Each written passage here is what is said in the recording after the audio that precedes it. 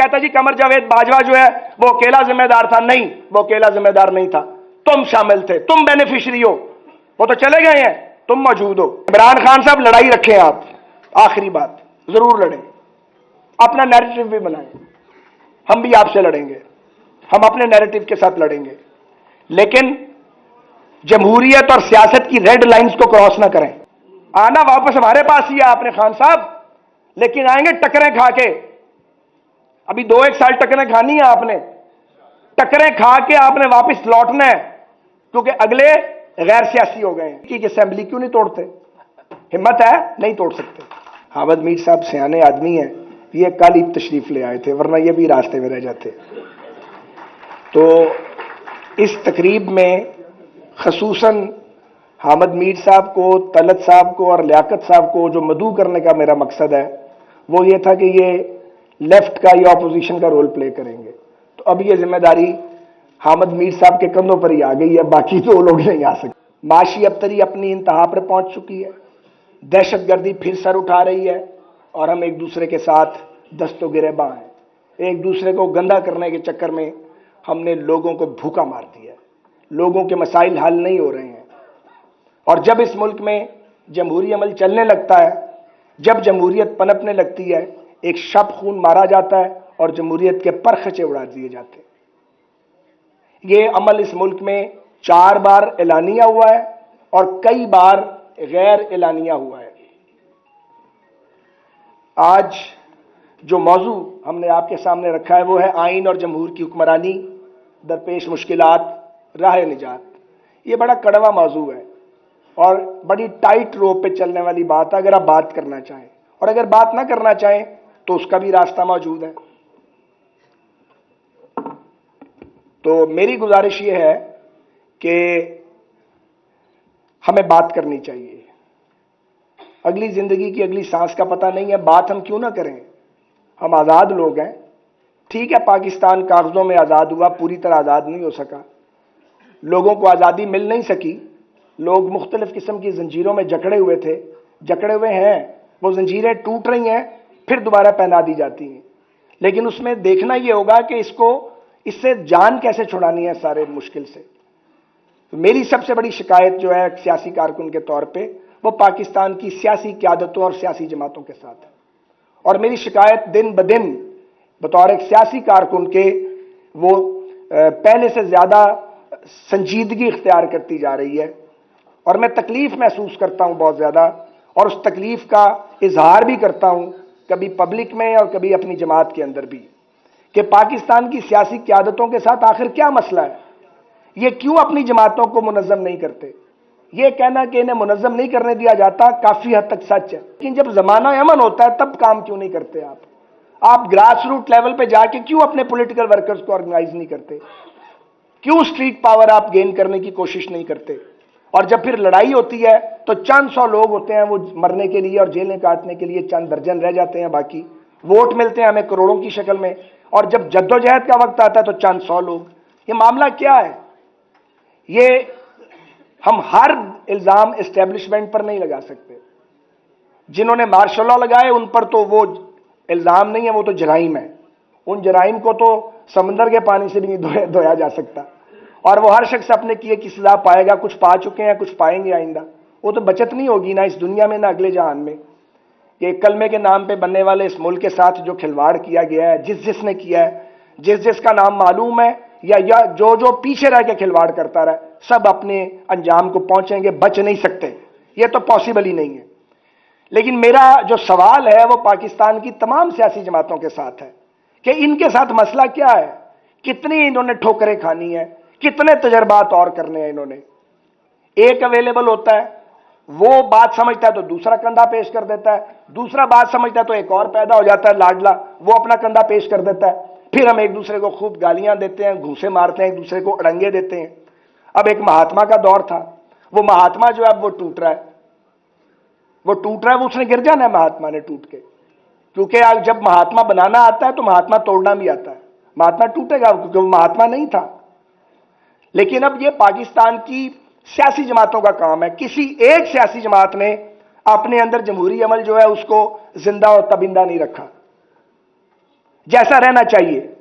اختلاف ہوتا ہے, ہم بڑی بڑی سخت بات کرتے ہیں اپنی جماعتوں میں, سنا بھی جاتا ہے, لیکن جو معیار چاہیے وہ معیار نہیں ہے. پھر نظریہ ضرورت والے ججز ہیں, وہ 4 جاتے ہیں 2 اور آ جاتے ہیں, ان سے بھی جان نہیں چھوٹتی ہے. ایسے ایسے فیصلے آتے ہیں کہ انسان سر پکڑ کے بیٹھ جاتا ہے. ایسے ایسے فیصلے آتے ہیں جو ملک کو اربوں ڈالر کا ٹیکہ لگ جاتا ہے, انہیں کوئی نہیں پوچھتا. وہ پوتر ہیں, انہیں پوچھا ہی نہیں جا سکتا, توہین لگ جائے گی آپ کے اوپر.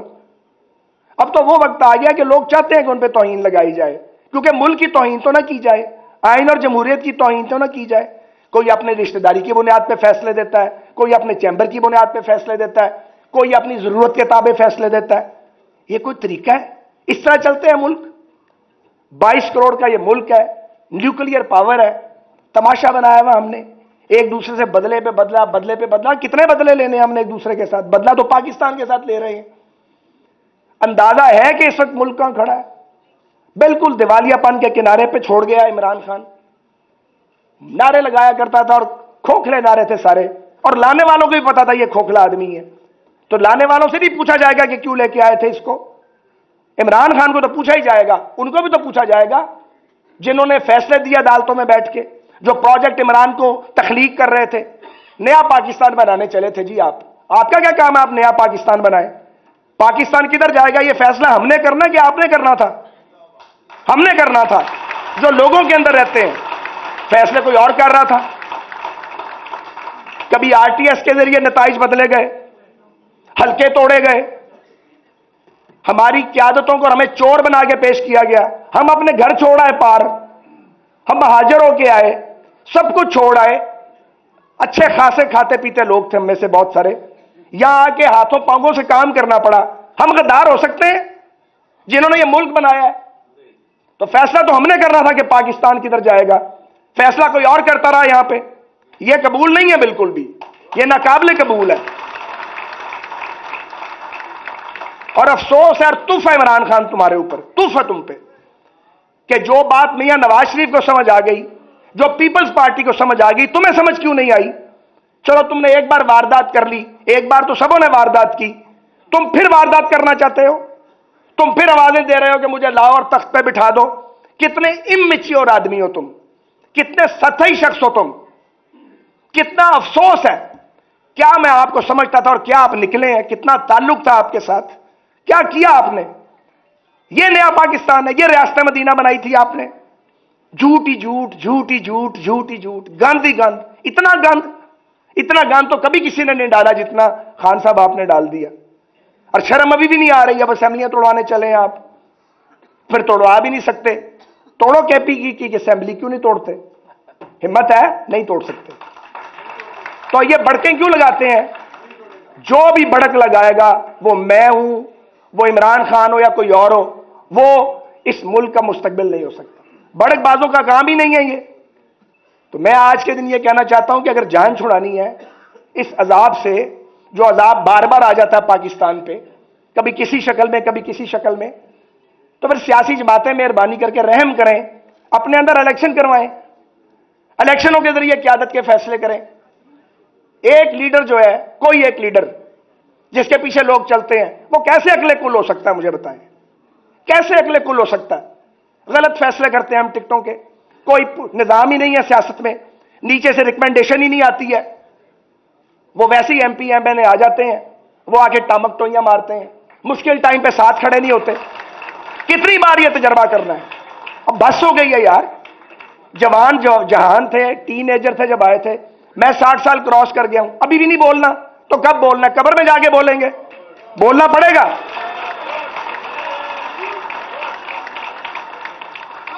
آپ یقین کریں, آپ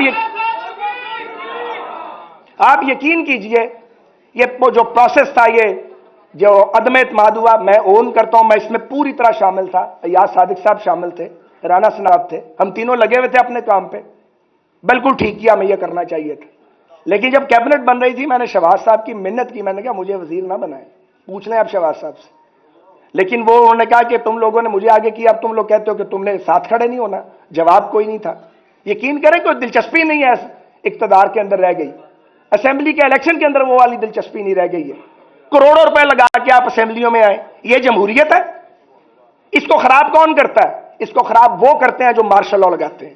اس کو خراب وہ کرتے ہیں وہ ججز جو نظریہ ضرورت کے تحت فیصلے دیتے ہیں. ری کاؤنٹنگ نہیں کرنے دینی، اٹھا کے پھینک رہا ثاقب نثار کیس کو.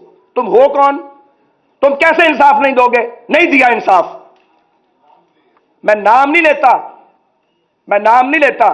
جیلوں میں جب آپ لوگوں کو بلا کے کہتے ہیں کہ وزیر اعلیٰ بن جاؤ اور فارورڈ بلاک بناؤ، شرم آتی ہے؟ ارد گرد ہیں ہمارے کردار.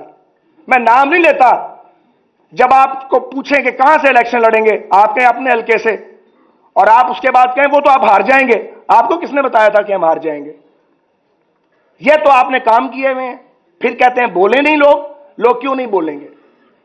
لیکن آج میں آپ کو یہ گزارش کرنا چاہ رہا ہوں، آج نہیں، میں کئی دن سے یہ کہہ رہا ہوں کہ ذمہ داری اب سیاستدانوں پہ 100% پڑ گئی ہے، کیونکہ اگلے غیر سیاسی ہو گئے ہیں. اگلوں نے ڈکلیئر کر دیا کہ ہم غیر سیاسی ہیں، تو پھر اب یہ ذمہ داری پولیٹیشنز پہ ہے. اور مجھے سمجھ نہیں آتی ہے عمران خان کو ڈر کس چیز کا ہے. بھائی اب اپنے قدموں پہ کھڑے ہو جاؤ نا، چیخیں کیوں مار رہے ہو؟ ہم بھی تو جیلوں میں جاتے ہیں، ہنستے ہنستے جاتے ہیں، ہنستے ہنستے آ جاتے ہیں. اللہ نہ کرے آپ جیل میں جائیں، پر اگر جانا پڑے تو حوصلہ کرو. نواز شریف کو ڈسکوالیفائی کیا سازش کے تحت کیا. کیا کیا تھا نواز شریف نے؟ کیا گناہ تھا نواز شریف کا کہ وہ جدید پاکستان بنا رہا تھا؟ اس نے میرٹ کی، پاسبانی کی. اس نے پاکستان میں 5.8 GDP لے کے آیا نواز شریف. ہر جدت جو ہے اس ملک میں نواز شریف اور شہباز شریف لے کے آئے. یار بات کرنے دو پلیز. ہر جدت وہ لے کے آئے. تو مجھے یہ بتائیے کہ ان کی یہ قسمت تھی، ان کا مقدر تھا.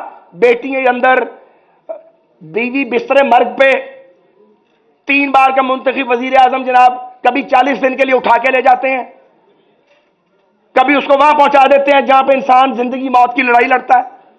مقدر والا نواز شریف ہر بار بچ جاتا ہے. بے نظیر نہیں بچی، وہ اللہ کے پاس چلی گئیں. تو یہ تو ہوتا رہے گا آئندہ بھی اگر سیاستدان سنجیدگی اختیار نہیں کریں گے، اگر گالی گلوچ کی سیاست کریں گے، الزامات کی سیاست کریں گے. پھر کہتے ہیں جی وہ اللہ تعالیٰ روکتا ہے کہ کسی کے عیب نہ اچھالو. اب یاد آیا جب آپ عیب اچھالتے تھے، جب جھوٹے الزام لگاتے تھے، حیا نہیں آتی تھی آپ کو؟ جب آپ لوگوں کو جیلوں میں ٹھونستے تھے، بیوی بستر مرگ پہ ہے، بیٹی کو باپ کے سامنے پکڑتے تھے. اب کہتا جی قمر جاوید باجوہ جو ہے وہ اکیلا ذمہ دار تھا. نہیں، وہ اکیلا ذمہ دار نہیں تھا، تم شامل تھے، تم بینیفیشری ہو. وہ تو چلے گئے ہیں، تم موجود ہو. یہ گلے میں ڈھول پڑے گا سیاستدانوں کے. تاریخ جو ہے وہ پولیٹیشن کو ہی پوچھتی ہے، تو سیاستدان پھر اپنی ذمہ داری کا مظاہرہ کر لینا. کریں ایک میثاق جمہوریت کو ایکسٹینڈ، کیوں نہیں کرتے؟ اتنا بڑا ڈاکومنٹ ہے میثاق جمہوریت، دو میاں صاحب اور محترمہ کے بیچ طے ہوا، وہ مستقبل تھا پاکستان کا. میں بطور ایک سیاسی کارکن اس دن ایک ہوپ تھی، عرصے کے بعد میرے دل میں آئی کہ یار یہ پاکستان کی پالیٹکس بدل گئی ہے. کچھ بھی نہیں ہوا. ابھی ہمارا کام ہے ہم ہی کر لیں. ہم میثاق جمہوریت کو ایکسٹینڈ کریں. سب سے پہلے PDM کو پیش کیا جائے، پھر PPP تو پہلے ہی شامل ہے، ANP کو پیش کریں، اور عمران خان بھی ہمت کرے. آنا واپس ہمارے پاس ہی ہے آپ نے خان صاحب، لیکن آئیں گے ٹکریں کھا کے. ابھی 2-1 سال ٹکریں کھانی ہے آپ نے، ٹکریں کھا کے آپ نے واپس لوٹنا ہے. میں جانتا ہوں اچھی طرح کوئی کسی کو سیاست سے مائنس نہیں کر سکتا، سزاؤں سے کوئی پولیٹیشین مائنس نہیں ہوتا، ورنہ ملائیشیا میں انور ابراہیم مائنس ہو جاتا. کوئی مائنس نہیں ہوتا، لیکن خجل خراب ہوتا ہے. تو جو دوسروں کو خجل خراب کرتا ہے وہ خود کیسے بچے گا؟ یہ تو وبال ہے قدرت کا، مکافات عمل ہے، آنا ہی آنا ہے. لیکن آج میں یہ کہنا چاہوں گا، بات لمبی ہو گئی ہے، ہم نے سننا تو ان مقررین کو ہے. میں اپنی بات لے کے آپ کے ساتھ بیٹھ گیا ہوں کہ پن کی سیاسی جماعتوں کو سول سرچنگ کرنی چاہیے سنجیدگی کے ساتھ، میری جماعت سمیت سب کو، کہ ہم کھڑے کہاں ہیں، ہمارا نیریٹو کیا ہے، پاکستان کے مستقبل کو کیسے لے کے جانا ہے. ہر جماعت کو اپنے اندر جمہوری ادارے بنانے چاہیے جو نہیں بنائے جا رہے. اپنے دفاتر قائم کریں، گراس روٹ لیول تک جائیں، اپنے پولیٹیکل ورکر کے ساتھ مکالمہ کریں، کوسچن آنسر سیشن کریں. इस लेवल पे जमहूरियत को लेके जाएं कि रिकमेंडेशन कौन टिकट लेगा, काउंसलर का, एमपीए का, एमएनए का, नीचे से आए, ये डुएबल्स हैं। ये हमने कई बार लिख लिख के तजावीज दी हैं, कोई पार्टी नहीं करती, कोई मेन स्ट्रीम पार्टी नहीं करती। डायनेस्टिक पॉलिटिक्स पाकिस्तान का मुस्तकबिल नहीं है। और डायनेस्टिक पॉलिटिक्स जो है ये भी आती है मार्शल लॉ की वजह से, क्योंकि जब लीडर को आप जेल में डाल देते हैं, उसके पूरे खानदान को आप रगड़ देते हैं, साथ वाले भाग जाते हैं, उसके पास कोई रास्ता ही नहीं रह जाता कि वो अपने करीब तरीन लोगों पर ट्रस्ट करे और अपनी फैमिली पर ट्रस्ट करे, क्योंकि उसका नैरेटिव लेके फिर फैमिली चलती है। सो ये गुनाह भी उनके सारा है जो लीडरों की डाउन साइजिंग करते हैं। मगर लीडरान को भी सोचना चाहिए कि वो अपनी जमातों के अंदर जमहूरी इंतखाबी सियासी अमल को चलाएं। 2022 के अंदर पुरानी सियासत नहीं चल सकती, आगे आपको नई पॉलिटिक्स लेके जाएगी, अपना नैरेटिव, डेमोक्रेटिक नैरेटिव लेके जाएगा। और फिर ये तो पंजाब है, यहां आप खुलकर बात कर लेते हैं। छोटे सूबे हैं जिनके बगैर पाकिस्तान मुकम्मल नहीं होता। ये बड़ी खुशबख्ती है कि पीडीएम मौजूद है, ये बड़ी खुशबख्ती है कि एक इत्तेहादी हुकूमत बनी है, तकरीबन कौमी हुकूमत है एक पार्टी को निकाल के। ये बहुत बड़ी बात है। इसका बज़ाहिर शायद पता ना लग रहा हो फायदा, इसका बड़ा फायदा है। जब कोई डिसीजन होता है फिर वो एक या दो जमातें नहीं करती, हम सब मिलकर करते हैं। इमरान खान साहब लड़ाई रखें आप, आखिरी बात, जरूर लड़ें, अपना नैरेटिव भी बनाएं। हम भी आपसे लड़ेंगे, हम अपने नैरेटिव के साथ लड़ेंगे, लेकिन जमहूरियत और सियासत की रेड लाइंस को क्रॉस ना करें। आप खुद भी खराब होंगे, सियासी अमल को भी खराब करेंगे। आप मुसलसल जमहूरियत को खोखला करते चले आ रहे हैं। आप बाज आ जाएं और अकल का इस्तेमाल करें। अना, जिद और हट धर्मी से रास्ता नहीं बन सकता। और आप सबको चोर कहते रहेंगे, आपको कोई साध नहीं कहेगा, लोग आपको डाकू कहेंगे। तो मैं ये कहता हूं कि मैं इस वक्त इल्जाम के काम पे नहीं जाना चाहता, ब्लेम गेम पे, ना मैं तोशाखाना पे बात करना चाहता हूं, ना फॉरेन फंडिंग पे, उसकी डिटेल में नहीं जाना चाहता।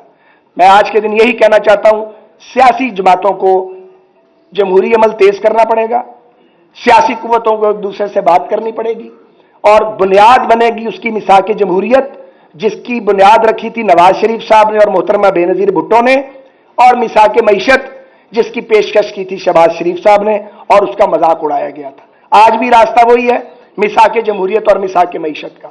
अगर हम आपस में बात करें, मुकालमा करें, हम मुस्तकबिल की राह मुतय्यन करें, बहस पार्लिमान के अंदर करें, असेंबलियां तोड़ो, असेंबलियों से इस्तीफे दो, इस तमाशे को बंद करें, तो फिर 5वां मार्शल लॉ नहीं आएगा।